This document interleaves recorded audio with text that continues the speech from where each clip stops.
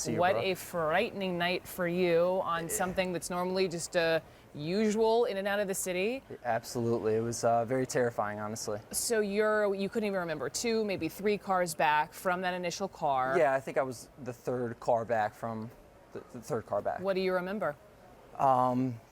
Basically, I really didn't feel a bump or a jolt on the impact of the vehicle. I honestly, I think also the people around me didn't realize what was going on until the train actually came to a complete stop. And it was, the engine cut, the air cut, everything went off except the lights, and it was like dead silence in there.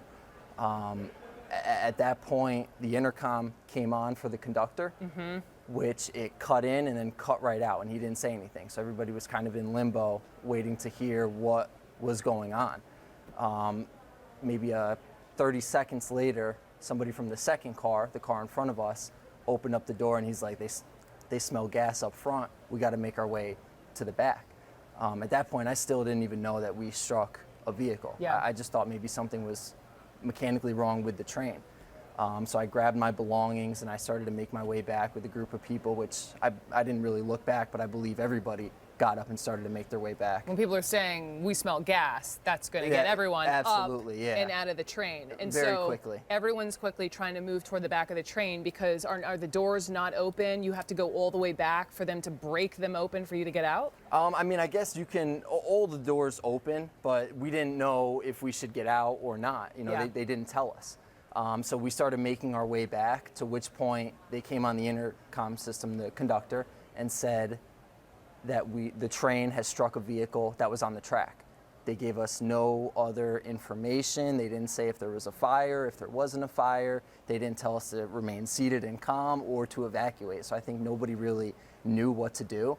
So we just kind of continued to push our way to the back of the train until there was no more room to go. And I mean, I was in the middle of a car with people crammed in front of me and people crammed in back of me. And at that point, we were kind of just waiting for instructions. When did you realize that, oh my God, this car's on fire? So once we were kind of waiting for instructions, standing there in the middle of this car, I noticed that people were outside, passengers were outside of the car from the front of the train, walking through the snow towards the back. And I'm thinking to myself, I saw people with their cell phones taking pictures, and I remember looking to the woman behind me saying, if they're taking pictures of something up front, it's probably not a good sign. To which point somebody outside yelled in, the train's on fire. Oh my goodness. That's all they said. A small group of us heard that comment from the outside of the train, where we kind of continued to try to make our way to the back. At which point, there were passengers sitting down asking questions, why is everybody coming to the back of the train?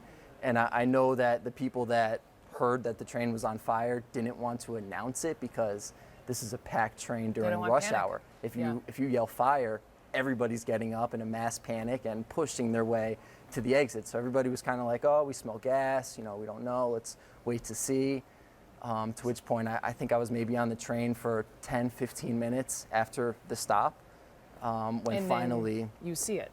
Correct, yeah, when finally somebody breaks open the glass to open the emergency door, and one by one we start kind of going out, and we still had no direction on what to do. They still didn't tell us if we should evacuate or not.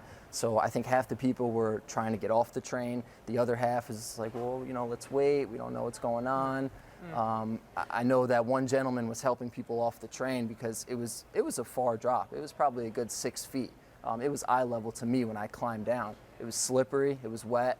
The snow, you're landing in 12 inches of snow on grass. How incredibly frightening for you. So, I mean, that's the main thing for me. I know there was an elderly gentleman that was fairly close to me in the car, and I'm thinking to myself, how's this gentleman going to do that climb that I just did when I had difficulty with it? I'm so glad you're okay, and so many other people are as well. Sadly, 6 people are not. The deadliest in Metro North history.